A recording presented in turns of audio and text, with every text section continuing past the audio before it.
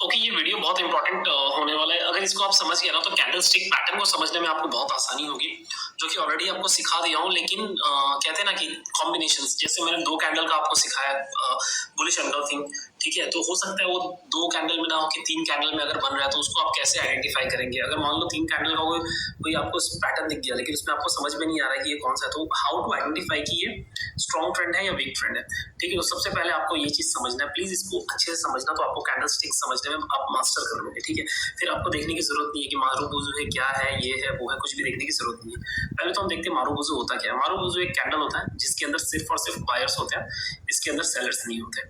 ये कैंडल का बॉडी है, स्ट्रॉन्ग बाइंग है। ठीक है, ऐसा अगर कैंडल बना तो वो बहुत स्ट्रॉन्ग अप ट्रेंड है। एंड सेम अगर मैं इसको उल्टा कर दूं, ठीक है, तो ये हो गया सेलर्स पॉइंट ऑफ व्यू। इसमें सिर्फ और सिर्फ कौन है, तो सेलर्स है। यहाँ तक चीजें क्लियर है? चलो, फेयर एनफ। मैं ज्यादा इसको सिंपल रखने की कोशिश कर रहा हूँ। ठीक है, अब एक और पैटर्न आपको दिख सकता है। ठीक है, मैं 2-4 बना दूं पहले। ये अलग अलग कैंडल्स है। ठीक है,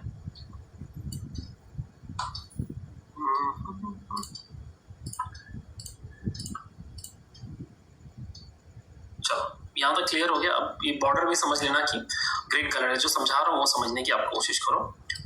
ठीक है, ये रहा नेकलाइन, ये एक रिजेक्शन और एक ये रिजेक्शन। ये 3 कैंडल्स हैं। अब ये 3 कैंडल्स को आपको अलग अलग तरह से अलग अलग तीनों कैंडल कुछ कह रहा है, आपको इंटरप्रेट करना है। क्या है इसमें? फर्स्ट वाले कैंडल में आप देखो तो बायर्स आए यहाँ पे हमेशा, जैसे कि मैंने आपको बताया कि ग्रीन कैंडल में ओपनिंग प्राइस नीचे होता है, क्लोजिंग प्राइस ऊपर होता है। ठीक है, अगर नहीं समझ में आ रहा है ये, तो आप पहले व्हाट इज कैंडल स्टिक वाला वीडियो देखो, उसमें ये सारी चीजें मैंने डिटेल में समझाई कि जो है ग्रीन कैंडल हमेशा नीचे से खुलता है, ऊपर बंद होता है। तो यहाँ से ओपन हुआ प्राइस, बायर्स ने इसको ये लेवल तक लेकर गए, लेकिन सस्टेन नहीं कर पाए। जो बायर्स थे वो वीक निकले इसमें। ठीक है, हिम्मत वाले नहीं निकले, उनको कॉन्फिडेंस नहीं है, और वो क्या हो गया, प्राइस को संभाल नहीं पाए, सेलर्स ने उसको दबा के नीचे तक लेकर आ गए। ठीक है, इसके लिए ये बड़ा वीक है।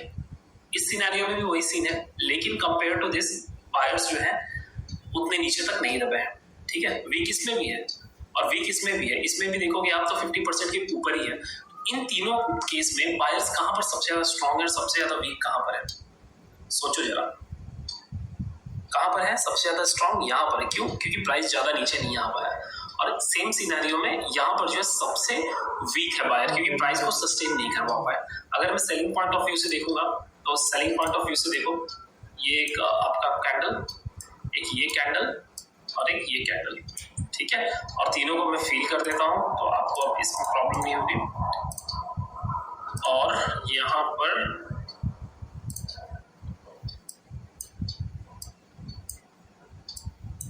अब इसमें बताओ सेलर कहां पर ज्यादा हावी है?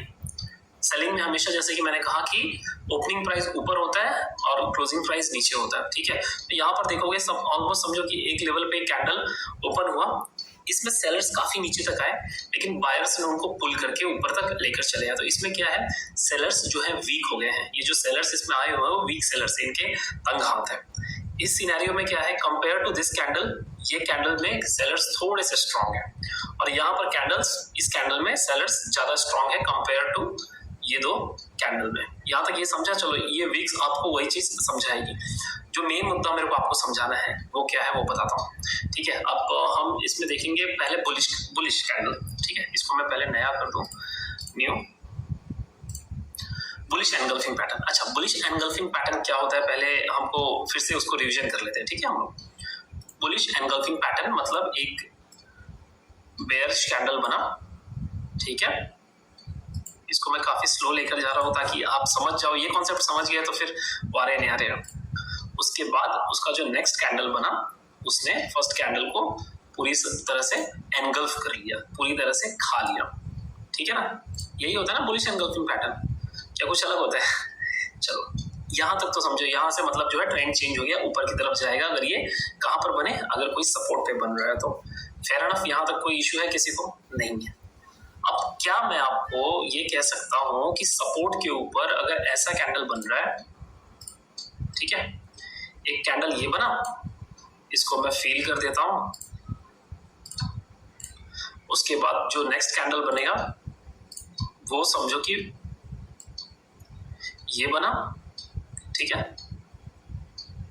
और उसके बाद एक कैंडल ये बना। प्लीज इसको अच्छे से समझो। अब क्या मैं इसको भी बुलिश एंगल्फिंग कह सकता हूँ? देखो, बुलिश एंगल्फिंग कह सकता हूँ मतलब क्या है कि प्राइस, बुलिश एंगल्फिंग नाम क्यों दिया है कि ये दो कैंडल है, लेकिन यहाँ पर अगर आप आकर समझोगे, एक मिनट ले लो ये पेंसिल, यहाँ पर आप देखोगे तो ये पैटर्न को कहा जाता है बुलिश एंगल्फिंग पैटर्न। लेकिन इस सिनेरियो में और ये सिनेरियो, क्या ये दोनों कैंडल एक दूसरे से रिलेटेड है? एक बार देखो और सोचो, एक बार समझो क्या कहना चाहता हूँ। ये दोनों कैंडल भी अगर सपोर्ट पे इस तरह का, अगर ये सपोर्ट पे बन रहा है तो मेरे लिए बुलिश, यहाँ से ट्रेंड चेंज हो रहा है, ठीक है, बुलिश रिवर्सल ट्रेंड हो रहा है। तो अगर ये भी सपोर्ट पे बन रहा है तो मेरे लिए ट्रेंड चेंज ही हो रहा है। क्यों? अगर आप इन दोनों कैंडल को मिला लो, ठीक है, इन दोनों कैंडल को अगर आप मिला लोगे तो क्या बनेगा? यही कैंडल बनेगा। समझ में आ रहा है आपको ये बात? तो इस तरह से आपको चीजें समझनी होगी, ठीक है। अब एक और चीज मैं आपको इसमें बताऊंगा, ठीक है, डोंट वरी, पहले ये समझने की कोशिश करो क्या कह रहा हूँ। ये एक बुलिश एनगल्फिंग पैटर्न है और ये पैटर्न भी है, और ये पैटर्न दोनों सेम है। कैसे? तो फर्स्ट कैंडल में इतने बायर्स और सेकंड में भी बायर्स आकर प्राइस को ऊपर लेकर चलेगा। तो ये दोनों को अगर मैं कंबाइन कर दूंगा तो क्या ये नहीं बनेगा? ये फॉर एग्जाम्पल अगर मैं वो दोनों को, आप समझ जाओ, आई होप आप समझ रहे होंगे, ठीक है। This plus this is equal to this में कह सकता हूँ। अगर ये दोनों, वो कहते हैं ना कि 1 + 1 = 2 हो गया, तो अगर ये कैंडल की जगह मैं इसको यहाँ पर लगा दूंगा तो दोनों सेम बन रहे हैं। समझ में आया? अब आप देखोगे, इससे इस पैटर्न को एक और तरीके से आप समझ सकते हो। क्या ये पैटर्न और जो मैं भी पैटर्न बनाने जा रहा हूँ, ठीक है,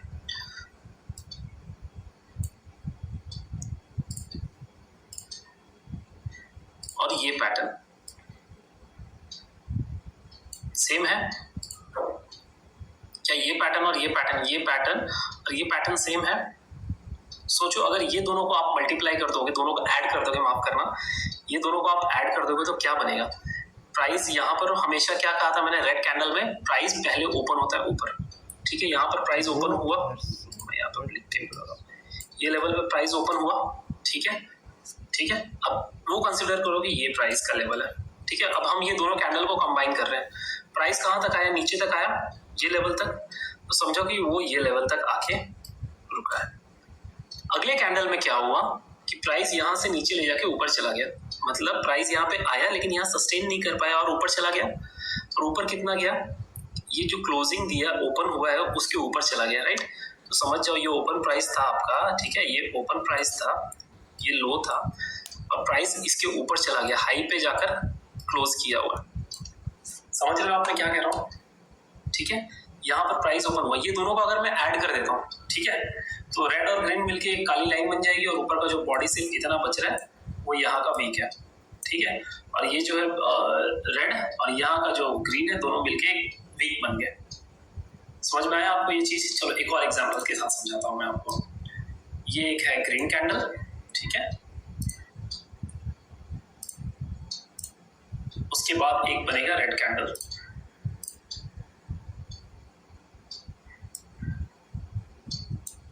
ठीक है।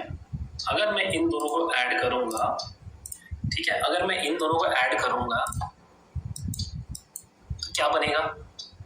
दोनों को ऐड करना है, ठीक है। तो देखो कैसे बनेगा कैंडल। क्या ये कैंडल इस तरह से बनेगा? हम पेंसिल से ही बनाते हैं इसको। ये कैंडल का दोनों को हमको कंबाइन करना है। तो ये क्या था? ये लेवल पे ओपन हुआ प्राइस, ये लेवल पे ओपन हुआ प्राइस, ठीक है। यहाँ से प्राइस ऊपर की तरफ गया, ठीक है, तो यहाँ से प्राइस ऊपर की तरफ तक गया। अब ग्रीन और रेड मिलके क्या होगा? वीक बन जाएगा। तो इस बार वीक किधर की तरफ बनेगा? ऊपर की तरफ बनेगा। तो जितना पार्ट है उतने पार्ट को मैंने वीक बना दिया, और बाकी का क्या इस तरह का कैंडल हम कंसिडर कर सकते हैं इन दोनों को मिला के? सोचो, इसको मैं आपको अच्छे से कैंडल कैसे बनेगा वो बना के दिखाता हूँ, ठीक है। ये रहा,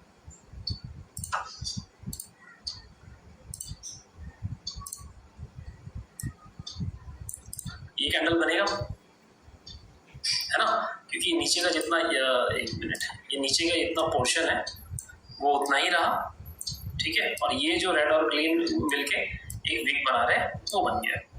इस तरह से आप जब प्राइस को रीड करना स्टार्ट करोगे ना, तब आपको बेनिफिट मिलेगा। अब चलिए मैं इसको एग्जांपल्स और दिखाता हूँ। अभी कोई पैटर्न आप दिमाग में लाइए, कोई पैटर्न बताइए। फॉर एग्जांपल मॉर्निंग स्टार बनाते हैं हम, ठीक है। मॉर्निंग स्टार क्या होता है? एक हमारे पास कैंडल बनाया हमने, उसके बाद मॉर्निंग स्टार आपको बनेगा तो वहां से ट्रेंड अप साइड में जाता है, तो ये रेड कैंडल होगा, ठीक है। इसको मैं फील कर लेता हूँ, रेड कैंडल, फिर एक डोजी बनेगा यहाँ पर, ठीक है। और उसके बाद एक और एक डोजी का तो कोई कलर नहीं होता वैसे,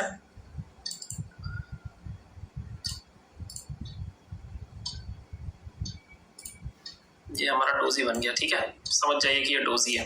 और उसके बाद एक ग्रीन कैंडल, ठीक है।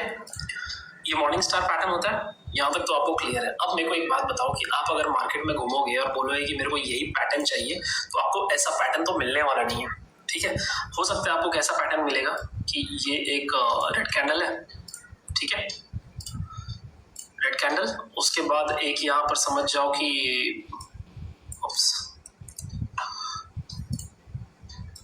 एक छोटा सा कैंडल यहाँ पे आपको बनेगा, फिर से ग्रीन कैंडल या फिर रेड कैंडल, ग्रीन कैंडल मिलेगा आपको यहाँ पर, ठीक है। कोई मैटर नहीं करता, मैं आपको सिर्फ समझाने की कोशिश कर रहा हूँ, ठीक है। फिर आपको एक यहाँ पर कैंडल मिल जाएगा, मान लो कि वापस से वो ग्रीन कैंडल है, फिर आपको एक कैंडल मिल जाएगा, समझो कि वो आपको रेड कैंडल मिला, ठीक है। 2-3 कैंडल आपको इसके बीच में मिल गया, फेयर एनफ है यहाँ पे। और इसके बाद जो अगला कैंडल बन रहा है वो बन रहा है आपका एक बड़ा ग्रीन कैंडल। अब ये और ये पैटर्न सेम हुआ या नहीं हुआ आप बताओ। इसको भी जो है ना आप क्या कंसिडर करोगे, ये मॉर्निंग स्टार ही कंसिडर करोगे, ठीक है। इस तरह से आपको समझना होगा प्राइस पैटर्न्स को। इस तरह से आप जब तक नहीं समझना स्टार्ट करोगे चार्ट को, ठीक है, क्योंकि यहाँ पर एक क्या कहते हैं कि डोजी बनना चाहिए, ठीक है। और यहाँ पर भी देखो कुछ कंफर्मेशन नहीं है मार्केट में, ठीक है, मतलब मार्केट का ट्रेंड क्लियर हो नहीं रहा है। यहाँ से अब सेलर्स आ नहीं रहे और बायर्स भी अभी आ नहीं रहे, डाइसीनेस है अभी भी मार्केट के अंदर, ठीक है। और उसके बाद जो है कैंडल बना बुलिश, मतलब ये पैटर्न आपका कंप्लीट हो गया। हो सकता है यहाँ पे 5-6 कैंडल बन जाता, हो सकता था होने के लिए 5-6 कैंडल बनने के बाद ही होता, तो क्या आप उसको मॉर्निंग स्टार नहीं कहते? आपको उसी के पैटर्न के अंदर कंसिडर, मॉर्निंग स्टार का मतलब समझो क्या है आप, ठीक है। मैं एक बार फिर से आपको रिपीट कर रहा हूँ कि मॉर्निंग स्टार मतलब सेलिंग हो रही थी, उसके बाद मार्केट हॉल्ट लिया, यहाँ से फॉलो अप सेलिंग नहीं आई, मार्केट के अंदर कंफ्यूजन बना, मार्केट ने हॉल्ट लिया, यहाँ पे डोजी बनाया, ठीक है। और उसके बाद जो है बायर्स आ गए और ऊपर की तरफ निकल गए। अब जरूरी थोड़ी है कि बायर्स एक ही कैंडल के बाद आ जाए, हो सकता है कि मार्केट के अंदर सेलिंग आया, उसके बाद मार्केट यहाँ से फर्दर फॉल आया ही नहीं, सपोर्ट के ऊपर रुक गया है, तो लोगों को धीरे धीरे कॉन्फिडेंस आया 3-4 कैंडल के बाद, उसके बाद एक ही बार में बाइंग आई है, ठीक है। कॉन्सेप्ट ये है इसके पीछे का। तो आप ये चार्ट को अगर आप समझ रहे हो, ठीक है, ये मॉर्निंग स्टार को समझ रहे हो, तो आप इसको भी मॉर्निंग स्टार ही समझना पड़ेगा, ओके।